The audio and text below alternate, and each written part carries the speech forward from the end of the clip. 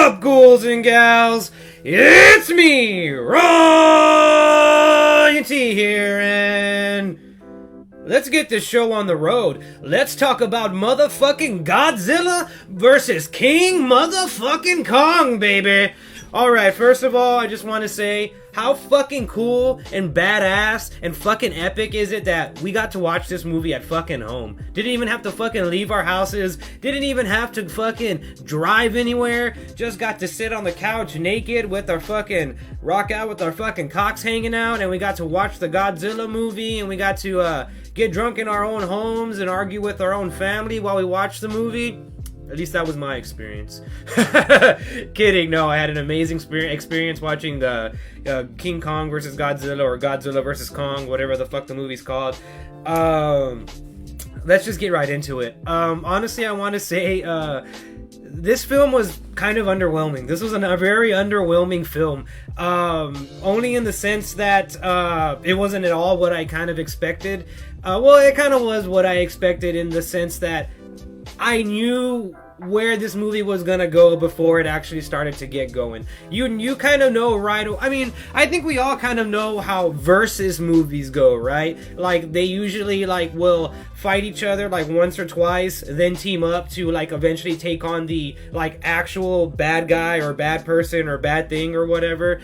And this film is very much the same and falls into the same kind of tropes and everything. And it's just really fucking disheartening to see that a movie of this magnitude and this fucking size kind of fucking flop like this. I mean, it's not to fucking say that it isn't cool. I mean, of course it's fucking cool seeing a big ass fucking monkey swing a fucking axe at a ginormous fucking Tyrannosaurus lizard-like fucking nuclear reactor that shoots out fucking ginormous beams of fucking nuclear energy that just like melts the faces of like children and families and destroys fucking people's livelihoods and businesses and like wrecks fucking towns and shit. That's one thing I want to talk about. How fucking scary and how fucking terrible would it be to live in a fucking reality in which like your town can be flattened and your wife, your kids, you could die at any fucking moment because like big asshole fucking King Kong just comes into town and is like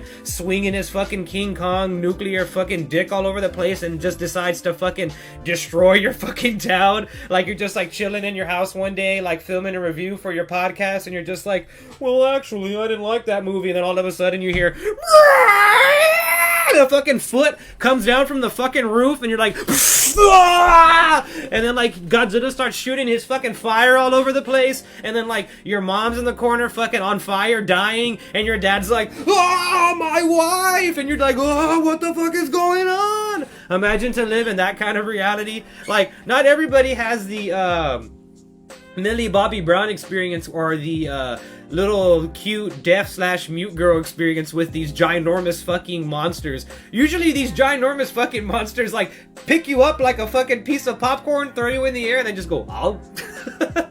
I mean, not everybody's gonna have this experience where they're just like, I can talk to them, they like me, they love me, Godzilla, King Kong, you're my friend. Like, not everybody's gonna have that sort of fucking connection with them. So, like, to live in a world where all these fucking kaijus are running around and, like, destroying fucking everything, and then, like, your only, like, line of defense is, like, this fucking big monkey that's kind of a little fucking bitch. That's another thing. King Kong is kind of a fucking little bitch, dude. Throughout this whole entire fucking film, he is just getting fucking beaten on, like, hardcore beaten on, like, yeah, Godzilla was fucking up King Kong like if he owed him fucking money, dude. Or if, like, King Kong, like, was flirting with Mothra and Godzilla was like, oh, hell no, you're not gonna talk to my baby girl Mothra like that, and started to beat the shit out of him.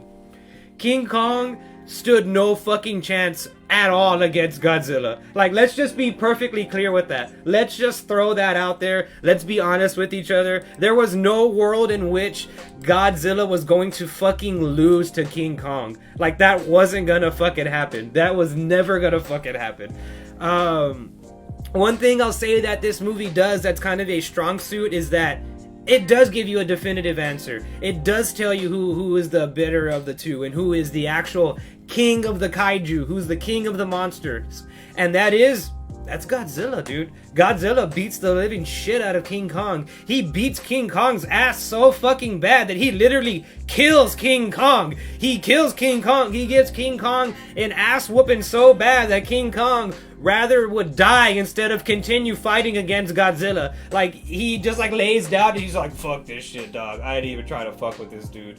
He like bodies him not once, but fucking twice, my guy. Fucking twice, dude. Yeah, sure, fucking King Kong gets in like a couple of cool jabs here and there. And there is that cool fucking scene where King Kong goes off fucking Captain America and like gets a ginormous fucking like disc-shaped thing and uses it as a fucking shield, and he's like like fucking blocking Godzilla's fucking atomic breath and shit. But then Godzilla's like, what do you and he's like, oh god, no, stop.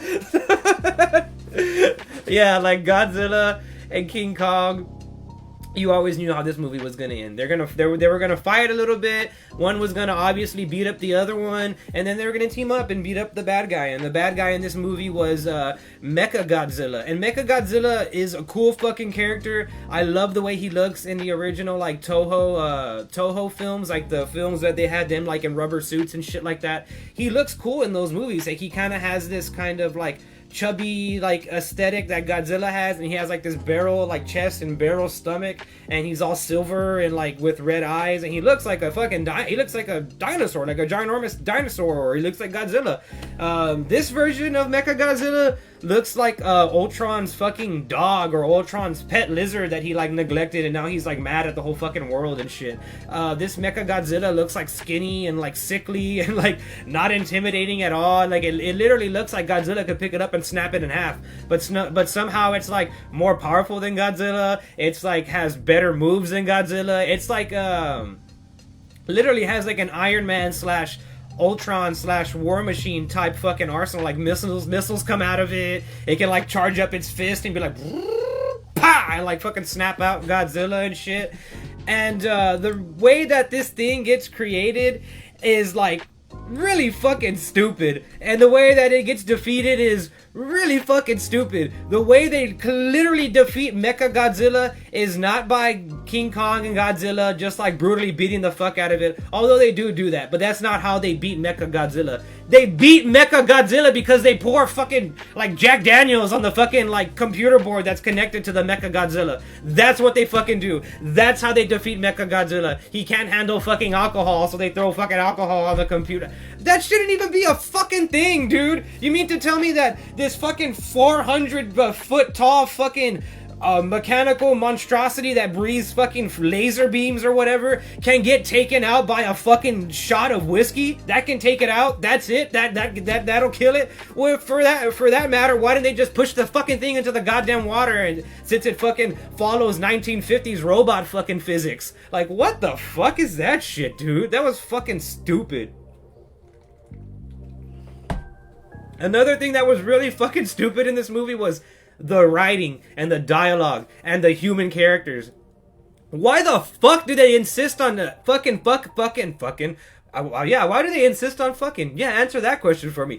Fucking it up, that is! They fucking constantly insist on fucking focusing on the human characters of these films, and we don't give a fuck about these human characters. We did not fucking get a subscription to HBO Max to watch fucking Alexander Skarsgård and Millie Bobby Brown from Stranger Things talk about fucking stupid scientific bullshit that we do not give a fuck about. Like, all these fucking human characters do in this fucking movie is literally spout off exposition. They're literally just there just to literally be like, oh yeah, this blah blah blah blah blah science thing, Godzilla, blah blah blah science thing, Kong. Like, that's the only thing that they do in the fucking movie. None of them serve any purpose aside from like the deaf mute little girl that like all the adults in this movie use as like a fucking tool. Like, they're fucking terrible. All the adults in this movie are fucking horrible to this little fucking girl. Like, they could obviously give a shit less about their well-being. They let the little fucking kid walk out into the goddamn boat where King Kong is at. Sure, she has a connection with it, but you're in the middle of the fucking ocean, dude, and it's raining like crazy. crazy and there's all these other kaijus out there and Godzilla's out there and you're just gonna let her fucking walk out there?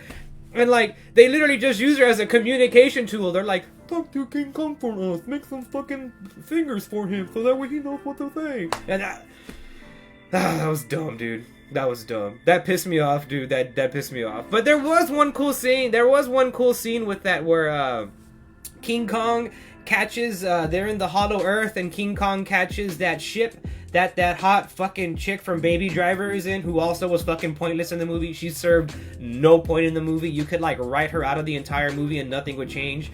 Well, he has the fucking ship, and he's like he kind of like looks in there to make sure that little mute girl isn't in there, and then he's like, that was fucking bad. That was badass.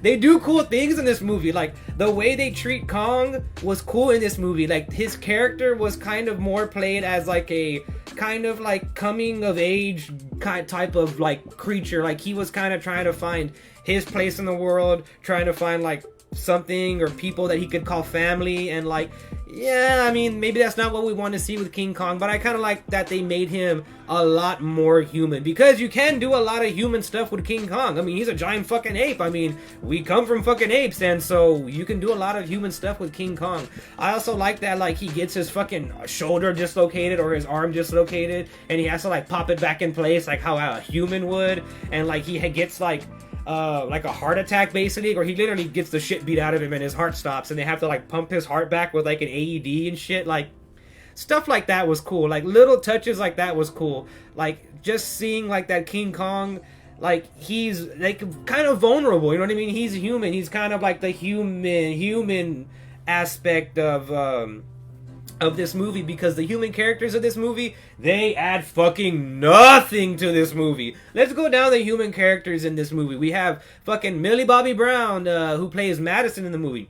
Doesn't do a goddamn thing in the movie. We have the fat kid from Deadpool, who plays, I think his name's Josh or something in the movie, or Steven or some shit like that.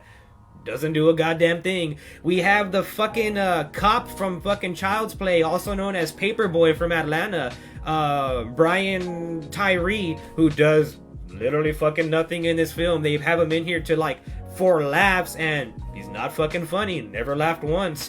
And then we have Alexander Skarsgård, who plays like the military scientist kind of guy who's helping them get like the sample or whatever, and maybe he kind of does something. And then we have the deaf girl who, yeah, she does something. And then the other chick, the lady scientist, like, we didn't really need her either. Like 90% of the human characters in this film did not need them. Didn't need them. We don't need any of them, to be honest with you. Like, if they were to just make a 45-minute long movie of just Godzilla and King Kong beating the fuck out of each other for 45 minutes, that would be fucking phenomenal. That would be phenomenal.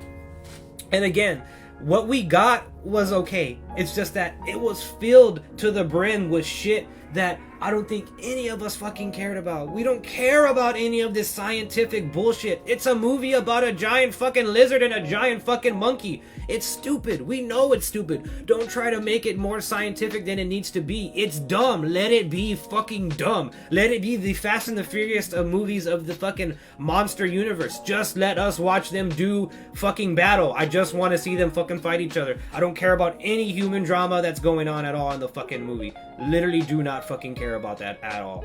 What should have happened was that Godzilla and King Kong should have been fighting against King Ghidorah. They should have been fighting against him, and Mecha Godzilla should have been in the previous movie. And the way that could have worked was that they could have used Mecha Godzilla as like, hey, look, this is why we use Godzilla. Like, we try to use our own thing, and yeah, it didn't fucking work for us, and we had to fucking use him again. And then maybe you can still call it Godzilla versus King Kong, because the beginning of the movie can be like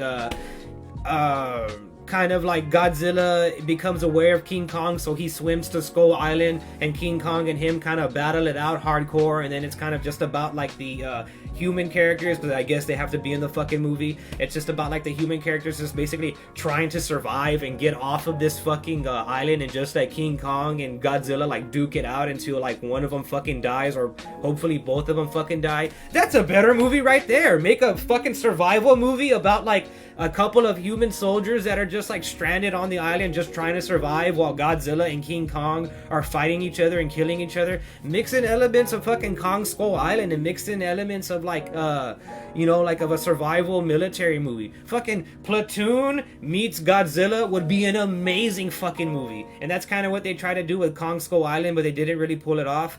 But that would be an amazing fucking movie. Did I just write a better fucking movie than Godzilla versus King Kong? Yeah, I think I fucking did. I really fucking think I did. But yeah, this movie, Ghouls and Gals, it wasn't bad. I don't want to sit here and tell you that this movie was bad, because it wasn't bad at all by any stretch of the imagination. It just was underwhelming, and it was just underwhelming, and I wanted to walk away from this movie feeling like, oh yeah, King Kong, Godzilla, King Kong don't got shit on Godzilla, and like I kind of just walked away from the movie feeling kind of like, all right, I mean, that was a thing, I guess. And in a world where we have like Zack Snyder's fucking Justice League movie where it's 4 hours long and it's still a good movie, there's no way why we shouldn't have a 4 hour long Godzilla movie. I know earlier I was saying that it'd be cool if they just made a 45-minute movie of them just fighting, but it would also be cool if they made a 4 hour long movie of them and break it down like kind of like episodes, like a series, and kind of give us more Godzilla and King Kong, and you can kind of play around with these characters a lot more, and you don't have to fucking rush. You don't have to rush for an hour and 30 minutes and kind of just like, we'll put Godzilla in for 5 minutes of the fucking movie. Like, no, if in a 4 hour long movie, Godzilla can be in 3.5 hours of it. Like, there's no reason why we shouldn't have a movie where Godzilla is the main central focus of a Godzilla movie. There is no reason why the monsters shouldn't be the central focus of the monster fucking movie. And there you have it, ghouls and gals. My final verdict for Godzilla vs. Kong is that it isn't a bad movie. It has its strengths, it has its weaknesses, but it's ultimately very, very underwhelming. Well, I'm Ryan T, ghouls and gals, and I'll see you in the next one.